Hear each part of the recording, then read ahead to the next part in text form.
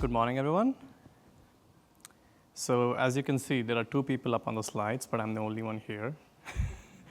Kurt's out sick, unfortunately, so today I'm going to be both Gautam and Kurt. My name's Gautam. I work on the developer experience team at Uber, and today we're going to be talking about alternative build systems. So what do I mean by alternative build systems? Basically anything except Gradle, and we're going to find out why. But before that, I want to kind of get like an idea of the folks in the room, like how many of you use Gradle here to build your code? I think most of you do, I guess. Do you have how many of you have I don't know, 50 something Gradle modules? Couple, 100? 500? Oh wow, very few. Cool. So I'm going to talk a little bit about some of the issues that we saw at Uber when we were using Gradle. So disclaimer, we don't use Gradle anymore, but some of the issues that we saw at Uber working with Gradle at scale. Of course, a lot of the things have changed since then, and we're going to cover a little bit of that as well, and then we'll talk about the alternate systems that we do use, and what's the reasons for it, how do they work at scale, how can you use them, and things like that, right? So one of the first things that I think people notice when they have a lot of modules working with Gradle is the configuration becomes really slow. So this is the first thing that happens when you start any build command in Gradle, is it tries to look at your build or Gradle files and figures out what needs to be actually done, which task you're trying to run, right? So one of the problems with this currently is that the phase is serial and it's not cacheable. So there are, for example, newer APIs that came out that lets you, if you have a task, you can do the configuration lazily. But for the predominant third-party plugins, or just even look at Android Gradle plugin today, a lot of those stuff is still not completely moved out of the lazy task API. So the configuration does tend to become slow in that case. And of course, talking about third-party plugins, I'm sure everyone uses third-party plugins with Crashlytics or some sort of linting frameworks or anything to do with release. So a lot of these third-party plugins may not always be performant as well. So the more plugins you have, they tend to configure a lot of stuff, a lot of tasks, and you start seeing performance issues because of that as well. So for example, at Uber, we had, when we were using Gradle, over 2,000 something Gradle modules, and we had about 5+ minutes of configuration time. So can you imagine just hitting a build command and waiting, staring at the screen for 5 minutes was not fun. So the other thing that people have done to get around this is if you look at Studio today, there is an option called configuration on demand, which lets you essentially just configure the exact modules that you need to execute your tasks. But that also can be problematic because sometimes the on-demand thing does not evaluate stuff that you actually need to and can cause flakiness. So that was one of the first problems we saw. The other thing is, if you look at the build or Gradle files today, they're written in either Kotlin or Groovy predominantly. And these are full programming languages, right? So they have a lot of things that you can do that can cause side effects. With a full language, it's very easy to cause side effects. What I mean by this is, let's say you're trying to do something, you might be able to hit the network, or you might be able to get the git SHA and then kind of put that in your build. Just kind of what we did a while back. And that can actually make your cache invalidate itself, and your build performance can suffer. Right, so ideally you'd not want a full programming language. You'd want a reduced feature set, like a DSL. Of course, Groovy also has the DSL, or Kotlin has the DSL for it, but you can still add on top of it with your own functionality. Right, so there were also other third-party plugins that we did not control that were doing bad things under the hood, which could cause side effects. Also, the other issue with Gradle we found is that when you have a lot of modules, it tends to hold a lot of memory in your IDE, because whenever you have a lot of modules, it has to understand how many tasks are there, what are the different variants, what are kind of the different IDE-specific information that is not available in the build or Gradle file. So as the number of modules increases, you'll start seeing the time required to just do Gradle sync. I'm just curious, what's the longest Gradle sync? Has anyone ever seen a Gradle sync more than 5 minutes? 10 minutes, anyone? Our sync used to take an hour and a half when we tried it, and it was not, basically we just went for lunch, came back another day or something, and then the whole thing would sync, and then people would never touch the Gradle files for the rest of the day, and that is actually a really, really painful thing. I'm sure things have gotten probably better, obviously, and if you look at some of these talks at droidCon this year, a lot of them talk about hey, let's modularize and let's break down the app into smaller pieces of code, and then I saw yesterday a talk from Ralph about how they did this at Square, and I was just wondering, if you use Gradle, it's going to be really painful to configure all those things, and every time you hit sync, you have that syncing feeling.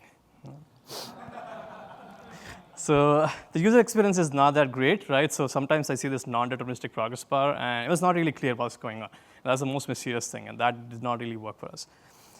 And performance tuning is really hard. Like if you look at all of these talks from like the folks at Gradle that talk about like, hey, you can turn on like some particular flags or go do some kind of like build scan, understand like what's going on. It's a lot of work. Like understanding the basics can be a lot of work, but if you think about like all the third-party plugins you use and like how can you fix those, that can actually be very daunting. So the kind of issues that we face is as your code grows more complex and you have new use cases, you have to like extend it, right? So you could write your own plugins to like, work for your company or your team's use cases, or you can use third-party stuff. And sometimes they may not really work well with each other, getting them to be compatible because one of them relies on AGP 3.2, another one relies on 2.4. That can be really, really tough to like get everything tuned and like working correctly. So that's the other problem when you have like a lot of use cases as your code grows. And also working with multiple languages. Does anyone use Gradle at their company to build more than just Android? Like, does anyone build iOS with Gradle? I didn't think so, but that's one of the things that is interesting here is like, as your code bases grow, like you would want your engineers to be able to like jump between tech stacks to be able to like contribute code to different parts of the code base. You can imagine like a backend engineer comes to you and says, hey, there's a small bug, I think I can fix it, but either he can either make you a task, or if you just show me where it is, I can go like figure out what to do. But then they have to go learn Gradle, and they have to understand Gradle sync and like the IDE. It's a lot of like basically like learning curve that they have to go through. And imagine like talking with iOS. For example, at Uber, we use ribs, the rib architecture, to be able to reason at an abstract level about the application and the architecture. But we were not able to share the build system itself. So even though the architecture was similar, like the languages, like we use Kotlin or Swift, they were similar to like a reason about the build system was completely different, and that caused a lot of like friction, like jumping between different tech stacks. Maybe not like the most important problem in smaller teams, but as your teams get bigger, this can become a problem. And reproducibility is key. For example, like, does anyone trust instant run, by the way? I've never had like a perfect instant run build. Like the first time I tried it worked, and after that, I just always had to like clear cache or like do like a full build. So reliable and reproducible builds, I think we take those for granted. Like we need to be able to like trust our build system to give us like the build that we care about. If you're on a deadline, you're trying to like hit the deadline and you're trying to just like build, and the build flakes out on CI, and suddenly you're like, I got to submit it again and come back in like an hour or something. And that can be a lot of like loss of trust in the build system. And Gradle actually tends to lag in this area. I'm not sure how they're doing these days, but we used to have like a lot of like daemon failures or just like caches not being computed correctly. Even today, I think we have issues with like annotation processor caches with Tagger, sometimes like not like working as they're supposed to. So we had like some trust issues there. Dependency management is also lots of fun if you have a lot of dependencies. We, for example, have one dependency.gradle file. I think a lot of folks follow this pattern now where you define your dependencies in one place, and then you kind of like go use like their constants and like different build.gradle files. Keeps things tidy. You want to have like the same version, obviously, everywhere. But what happens when you want to like add a new dependency, right? So what we found our engineers, they would dread Gradle sync or just like having to go through configurations. So you would just go add like a bunch of dependencies and say, okay, it's fine if I have a bunch of them. I'll probably use them like another day, but I don't want to add them again. And that actually caused like a lot of like over dependency usage. So like whenever you change a dependency, suddenly you're building stuff you're not supposed to be building because it's not really being used by the code base. And this also creates problems when you're trying to clean up stuff in a code base where they're using APIs they're not supposed to. So it becomes like harder to like discipline which things can depend on which other things. Right? So that is another problem that we notice as well. Extensibility is obviously like one of the Gradle's greatest features. Like you can write plugins, obviously, to like make it do anything kind of that you want. How many of you have written Gradle plugins here before?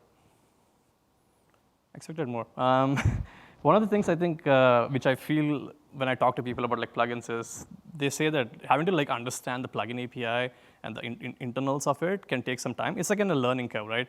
So we have a lot of internal plugins at Uber that do things for like release, localization, stuff like that. But the issue we found is like a lot of developers who are working on like the features or product, they don't tend to like go explore like what they can do with Gradle, even if they can like make it better, just because the barrier to like learn the plugin API, do it correctly, do it in a way where it's lazy, where it's cacheable, it's just a lot of work.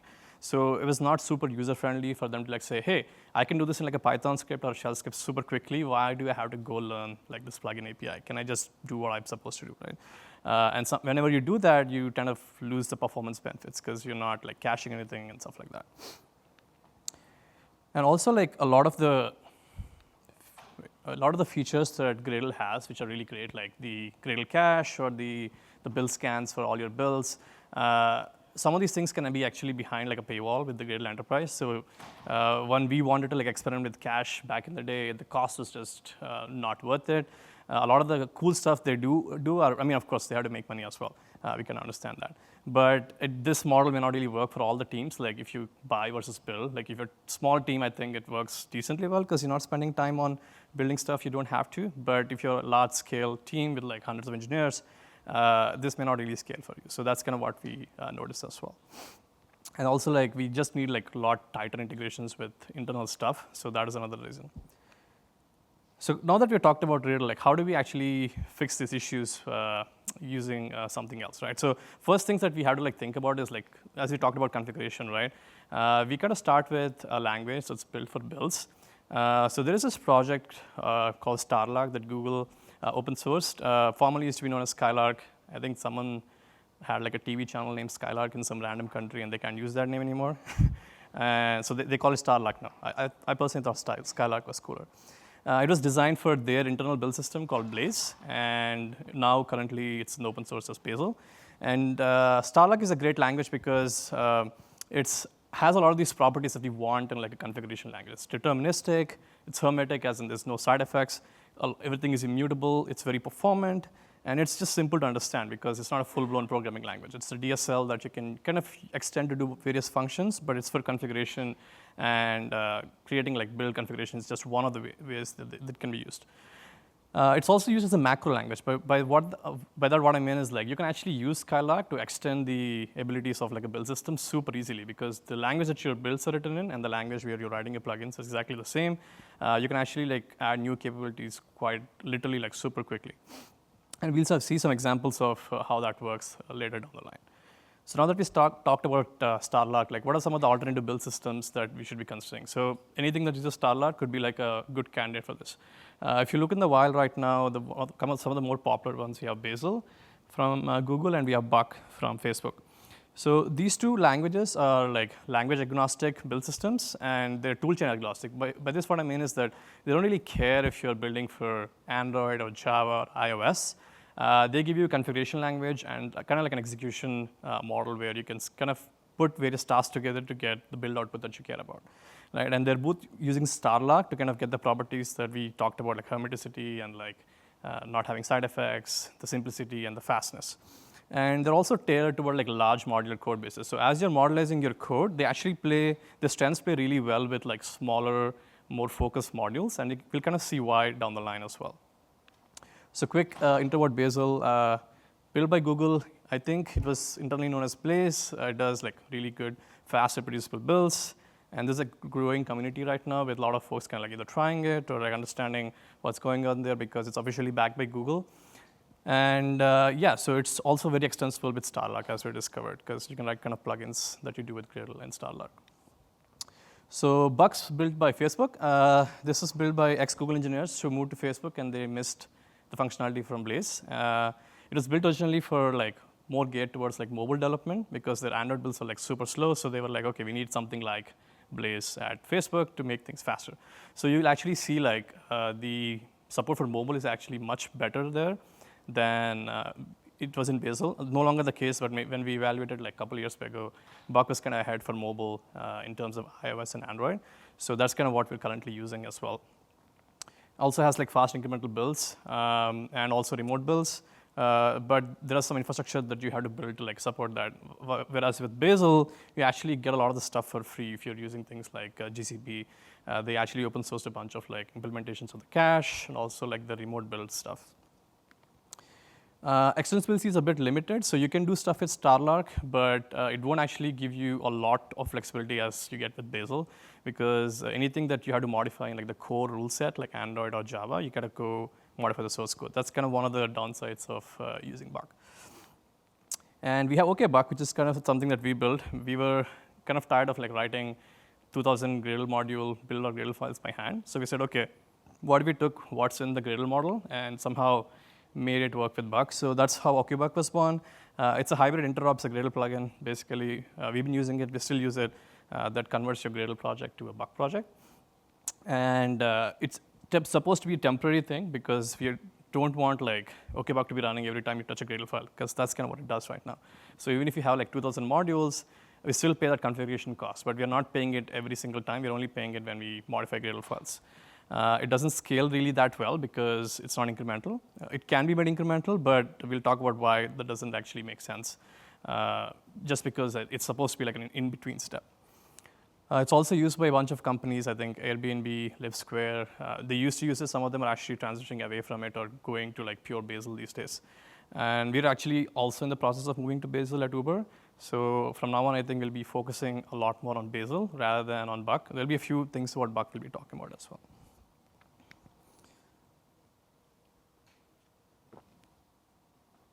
So let's look at how like a build file looks like using Starlark. So if you look at a Gradle file, you probably have like a bunch of Java plugins or Android plugins, and then there's dependencies.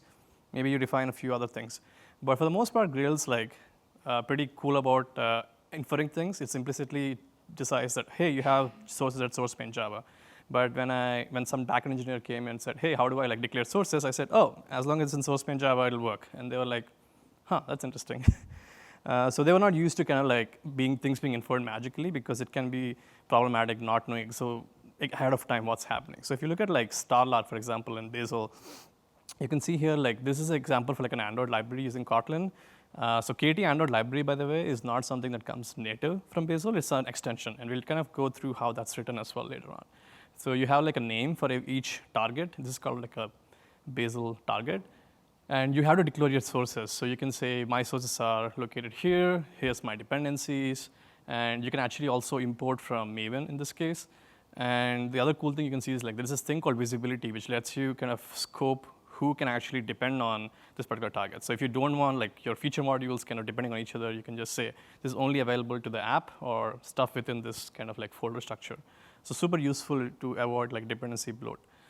And you also have like the general stuff like the manifest and the resources, and that's kind of like a very simple, very simplistic example of like an Android target. And that's a library, and then we have the binary. In this case, it just makes like an APK. You have your package name for the APK, the manifest, and the dependency is just a library. So still pretty simple, but if you can notice, it's more explicit. It's not like everything's inferred automatically by the plugins or anything like that. So why would you want to use an alternate build system? You could be saying, oh, I don't really have like these scale problems. I don't care about like hundreds of Android developers at my company. There are still advantages that you can get even if you're at a smaller scale, and we'll kind of go through them. One, they're pretty fast. I haven't actually met a single engineer that would say, I'm okay with slow builds. So if you want your builds to be fast, this could be a really good way to like do that. So some of the things that you get out of the box are like the distributed build caches are super reliable. I haven't found that to be true with Gradle. They're all in memory, and there's like open source implementations. There's even stuff that you can use off the shelf from Google. There's remote builds that don't think exists with Gradle yet, but they might be working on those. So you can actually like not care about how many cores your laptop has. You can just run a build command, and then it's running on some cluster somewhere that has like, I don't know, thousands of CPUs, figures out like what depends on what, and kind of builds really quickly. And this becomes very important as you're writing more code. If your build can be faster, why not, right? And there's also like things like file system monitors. So like Buck, for example, has this thing called Watchman that kind of looks at like what files you're modifying as part of your builds, and then figures out what needs to be rebuilt. So it kind of gives away to the build system that, hey, these files are modified. You don't have to like go evaluate everything again. It kind of knows as you're editing those files. And also like it scales better as your code base grows, right? Okay, scales better as code base. So what happens is today you might have less code, but hopefully you want to write more code and not like keep it constant. So as you're writing more code and you're creating more modules, it just scales better because they are very focused for like small modules that do like limited things. So if you start like breaking down your app because you're tired of like one module taking a really long time to build, that's where things get cached and excel really quickly. Also, there's very low configuration overhead. So the more modules you add, you're actually not paying that much more extra time to kind of just kick the build off and do what needs to be done. Because as you'll find out later, the graph that Gradle keeps, for example, the task graph, gets invalidated quite a few times. But in the case of like Buck and Bazel, they cache in memory much better than Gradle does. Looking at some of the design differences, fundamentally why these things are built the way they are. So Gradle has like a concept of task graph. So each module can have like a bunch of different tasks that do various actions, right? On the Bazel side, slightly different. So there is an action graph, similar but different in the way that you can have, each of them are kind of like tied to targets. So you can have multiple targets within that build file. And you can actually extend these actions using things like aspects. Things get pretty interesting when you start going into like how ID integrates with this and stuff. But generally speaking, that's the main difference with what they keep in the build graph. With Gradle, for example, when you create a task, you have to actually explicitly make it lazy because you have to kind of say, hey, I don't want to configure anything right now. Later on, when the task executes, because task execution in Gradle is parallelized, you can actually use all the cores on a machine. You can make it lazy to make it performant when you configure. But with Bazel, everything's by default lazy. Nothing gets evaluated till you actually run what you're supposed to run. So like only when the action needs to be executed, you will see the action graph like do anything more expensive. And the combining different languages can be super hard in Gradle if you try to build iOS, Android, or backend. If you have like one monorepo with like a bunch of different code, it can be challenging with Gradle. But with Bazel, you actually get support for a lot of languages, and they can interrupt pretty easily. And we'll see an example of that. For example, if you look at this code here, we have a C++ library that's built with it's basically a JNI library, right? So you do this all the time. You try to share code between mobile, iOS, and Android. And even backend sometimes may want to share that same static library. So you build a static library out of the C++ code, and then you can now use it in a Java binary. You can create like a jar that has this native code. You can also like create other targets that have like iOS and Android, and you can kind of like say this SO file is basically statically linked. I'm going to use it like on Android as well. So super simple, kind of like you can chain things much quicker without having to like, no one has to really understand like between different systems how they like differ. For them, it's like there's a target, there are my inputs, this is my output, and that output becomes the input somewhere else, where that's basically the SO file essentially. It's so super easy to chain languages, which becomes very interesting when you have like a lot of code. Also, it's very easy to extend. Like even if you look at how these things are extendable, we can cover an example in the next slide. But if you look at like caching, for example, it's opt-in. If you created a custom task in your plugin, you have to like define explicitly what the inputs and outputs are, and be very careful about like how the caching behavior can be built.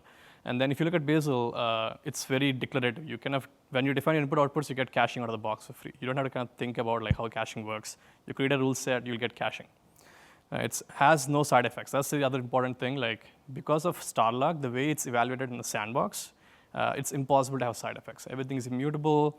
It'll actually warn you if you try to do anything that can create side effects, because you can't actually access system APIs, for example. You can't talk to the file system. You can't talk to network. So you might be asking, what if I have a plugin that does side effects? How do I do that? So the answer would be, you do that like ahead of the build. We kind of like, I want to go download some files or like talk to a database to generate some code. And that can be done ahead of time. So then when Bazel actually kicks in, you're not doing the side effect operations as part of the build, because then it's a lot more predictable what happens within your build, and you separate side effects from the immutable stuff. Also, for Gradle, we talked about how you need to understand the plugin API to build new plugins. For Starlark, it's just Starlark. So you kind of get what I'm saying when you look at the example, but you don't have to like learn new API or new language. It's basically, if you've written Python before, it'll be very, very familiar, like writing Starlark extensions. And modifying existing behavior is not straightforward. Let's say if you're trying to modify an existing task. We had this problem with the Android Gradle plugin once, where the resource merging task was trying to do a lot of work which it didn't want it to. So overriding was very challenging. We had to like go find task with a particular name, delete all the actions, and then like add our own actions. It's not super straightforward to understand what's going on. But with Starlark, for example, you can actually just say, I don't like the standard implementation of the Android library. I'm going to define my own. And that's totally fine. You can actually like go build your entire toolchain from Starlark. You don't have to use anything that's native. And if you look at like how Bazel rule sets are built today, the Bazel code doesn't actually have as much in their core library. Everything is just Starlark based. All the rules like Kotlin, Android, Java are built as like external rules in a separate repo. Those are just using Starlark. So you can have like a lot of customizability And you can override the defaults super easily without having to understand the intricacies of it. So here's an example of like how we can extend using macros. So if you look at here, we have the Kotlin Android library that we looked at before. You can define kind of like what's the name, what it kind of has in terms of like sources, visibility. So KW args over there just basically means that this is all the other arguments. I don't know if you can see it, but it shows up here. Maybe that one. Oh, there it is. So that basically just shows that all the other arguments I don't care to define because I probably just want to like modify whatever is here. So what I'm doing is I'm saying, okay, these are all the other arguments. When you actually go inside the rule, you can see, for example, I'm adding to the exports. So exports basically says that these are the other jars that I want as part of my output, and I want to compile these separately. So if you look at the class path right now, you have the standard Android library that has all the dependencies and source sets and all that. But anything that's required for Kotlin, you can actually extract separately. So when you go to like the implementation of the KT Android artifact, you can kind of like unwrap what's in the KW args, and you can start like adding dependencies like the Android SDK. You have the native Android library. You make it a dependency of the other one, and then you can build like a Kotlin JVM library, for example. This is a very simple example. I have a link at the bottom for the GitHub rules if you want to kind of dig in deeper into understanding how it's kind of done. It's super interesting to see the way they can extend like a language feature set. And you can kind of like write code gen rules similarly as well. You can take an existing rule set like a Java library. You can basically generate take proto and then generate like Java files and then create like a Java wrapper, Java library on top of the generated like Java files. So and they can all be wrapped nicely in some sort of like a Java proto library. So there are some very interesting examples where the complexity is kind of hidden away inside a macro. And the other challenges that you might face working with these two different build systems. So if you look at the organizational challenges, right, how do you convince someone to like go experiment with something like this? So Gradle is obviously very popular for Java and Kotlin, although I think Maven's still the most popular for Java. I'm not sure why people use Maven still, but maybe it's on the back end. Hopefully on the back end. No one's using Maven for Android. Is anyone using Maven for Android? Okay. Phew. So yes, any language or platform including iOS can be supported. This is really great if you want to like say, we want to like basically use our resources better in terms of people spending time fixing the builds, right? Let's just fix it once. It works for all the languages, right?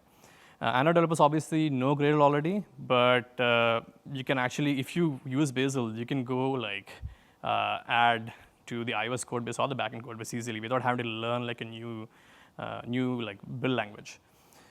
With Gradle, actually, you have to kind of follow what's happening with the Android Gradle plugins ecosystem. You can, of course, control like when you update, but you're kind of tied to what's happening in that. So you kind of have to follow what the Gradle tools team or the Android tools team decides is best at this point of time in terms of roadmap. But if you can write your own Android tools, you can actually control when updates happen and what you want. We'll see an example of how this is useful later on.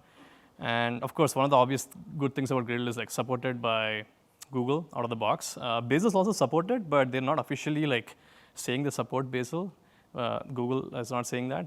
It's kind of like Kotlin a while ago. I mean, they never said they supported either. I'm hoping they come out and say Bazel supported as well as like a native build tool chain soon. So it requires like resourcing in terms of like maintaining it, obviously. So now we talked about like the differences. We'll also just look at how these build systems solve these problems at scale. And what's interesting is like what we talked about kind of comes back full circle in terms of getting hermetic and reproducibles out of the box. Like if you hit a build command and you have confidence that the system is going to spit out something that you always expect to be the right thing, that's amazing. And I think we kind of take it for granted once that works currently for us. But even having like a 0.01% failure rate when you have like a lot of builds can be catastrophic. For example, I think Bazel is being used by a lot of companies already to run like mission critical builds.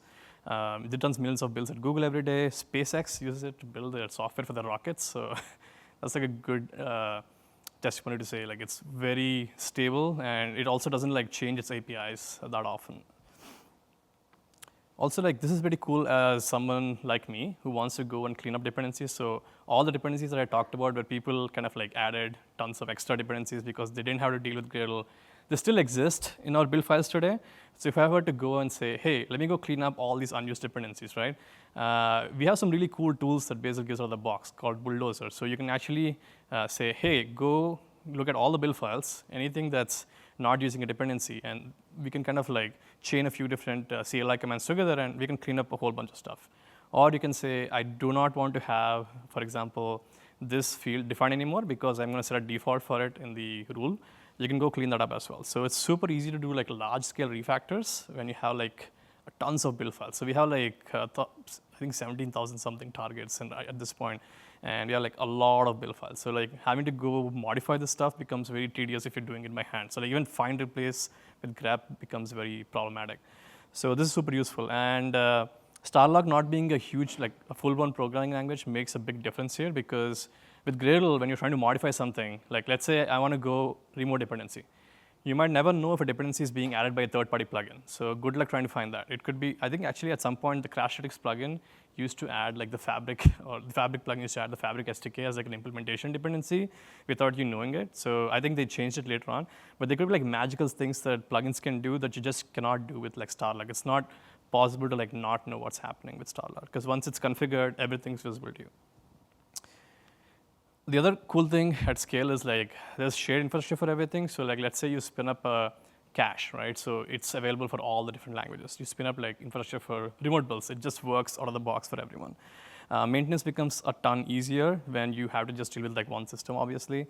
And you can also like cross-pollinate between different stacks.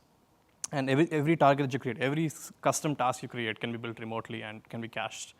And you can also share code. Like if you have like backend code that has like models, for example, that you use in your apps, has anyone had issues where something broke on the backend and then the backend engineer just didn't know because the mobile code base is completely separate?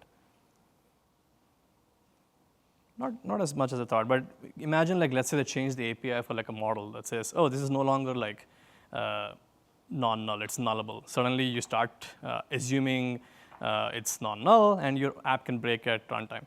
So if you have like code in one place, you can start doing validations much quicker. So the moment they change the model, your build will say, oh, mobile's actually going to break. And the cool thing is, since it's all on the same system, the backend engineer can go fix the mobile code base as well. It just changes the developer experience for the better. Like faster builds, obviously, but also flakiness is just a thing of the past. You don't have to deal with flakiness as much anymore.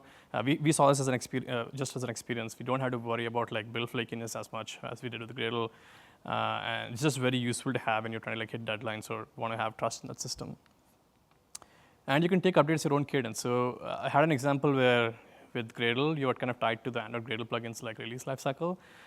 You kind of become decoupled when you're using Bazel. So for example, at Uber, when you're using Buck, we got D8 support like a year before Gradle did, because we were able to like quickly take the jar and say, okay, let's just replace the DX in-memory dexing with D8, and it was super easy to do. And Gradle eventually caught up, but we were able to like experiment much quicker, right? Adding new tags is simple, so you don't have to go through Gradle sync anytime you add like something to your build or Gradle file. This is a very interesting side effect. So when developers realize that there's not much cost to adding a new, like a module or a new target, they start creating these smaller targets that make more sense together. They don't just like throw code at like an existing package just so that like you don't have to deal with Gradle's like configuration time. So there are also tools that help like break targets down into smaller ones if you want it. So you can even use the refactoring tools, for example, to like automatically refactor your code to be modular. Of course, it may not make sense semantically. It's just like packages depending on packages, but you can kind of clean those up as well.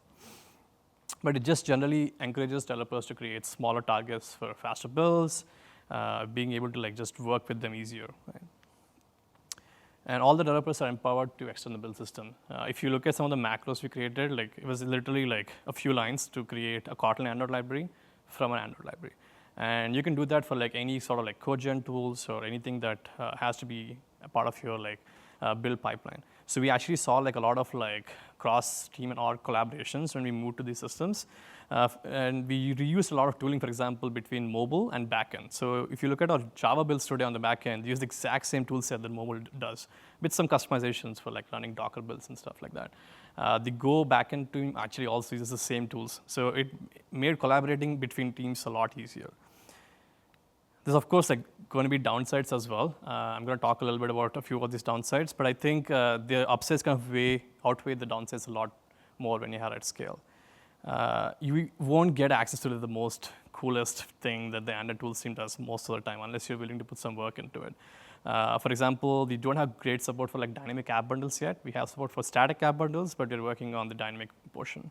And luckily, I think Google realized that even for their internal development, they need these features, so they're not coupling everything to Gradle as much anymore, which is a good thing. But we have to definitely like spend some extra time, which is also good at scale because you don't want to like throw the latest beta. I mean, how many of you use like a support beta or alpha version in their apps? Very risky move. We tried to use it actually, and we got burned quite a few times. Similarly, like even when D8 was out with Gradle, it was kind of like an alpha beta status for a year, but we decided to take the plunge. So it's up to you what you want to risk and not want to risk. But generally, you won't get the latest features immediately, which is kind of one of the downsides. And ID integration could be better. So we use currently IntelliJ at Uber for our builds. But Android Studio is actually catching up because with Bazel, they have like separate plugins for IntelliJ and Android Studio to make it work seamlessly for each of the IDEs. Not all the features work out of the box though. For example, we still don't have good layout preview support, although I think we're working on fixing that as well. But you do lose some things when you go with the ID integration specifically. And there's also learning curve, right? So any new system you introduce, everyone has to learn it. Your engineers have to understand what's going on. And developers have to now write build files instead of Gradle files. And you can actually make this easier if you create custom rules. For example, you could create like company Java library where you have meaningful defaults or things preventing people from doing stupid things. And that's kind of what we do. We have Uber Java library instead of the standard Java library, where there's a lot of like standard defaults that you don't have to like define every single time. So it kind of gets closer to what Gradle does, but you have to spend some time to make sure the learning curve is not bad. And the community aspect is obviously another thing. So if you go look at Stack Overflow today, like finding questions about like Bazel can be challenging, although it's been improving a lot. So there is a BazelCon that's been happening in the last few years. So it's happening actually this year in Sunnyvale. So I put a link here. If you just Google BazelCon, you'll be able to find it. If you're interested, like feel free to go. It's free. You don't have to pay anything. It's happening in Sunnyvale next month in a couple of weeks. So it will be interesting. Just go learn more about Bazel if you're interested. So the important question now, should you switch to an alternative build system, right? I think most folks can stay on Gradle just because currently if you're not having some of these scale problems, it may not be worth that investment. But if you just want to like learn a new system and be ready for scaling your code base to the next level, it could be very interesting to experiment with it, especially with things like OKBuck. You can just add a plugin, see how the system works out for you. And I think a lot of companies who got into Buck or Bazel, they did the same way. But yeah, definitely evaluate your needs to understand the trade-offs that I mentioned make sense or not, if you have the resources to like support it. But when should actually really seriously consider it? If Gradle is too slow for you, please consider it. On a more serious note though, if you're looking to like build large monorepos, like how many of you have monorepos here for their code base? Okay, so if you have like monorepos, you can imagine like there's a lot of code probably, and there's probably multiple languages trying to like work with each other. That would be the right time where you want to consider an alternate build system like this. There's going to be some work to transition and migrate, obviously, so that's something you need to be aware of. And make sure to take into account the time required for those kind of things, because that can like affect other product-related priorities as well. So if you want to try actually seriously go through it, one path that I would recommend is like try OKBuck as a go-between to get an understanding of it. We are actually working right now to take the Buck files that are generated by OKBuck and then rewrite those rules to be compatible with Bazel. That's one path that I think a lot of people can try without having to like spend a significant cost going between these systems. And if it doesn't work out or things are not the way they are, it's okay. It's easy to just like discard it and kind of go back to Gradle. So that could be a very easy way to like experiment with it. I think it's my time. And have any questions?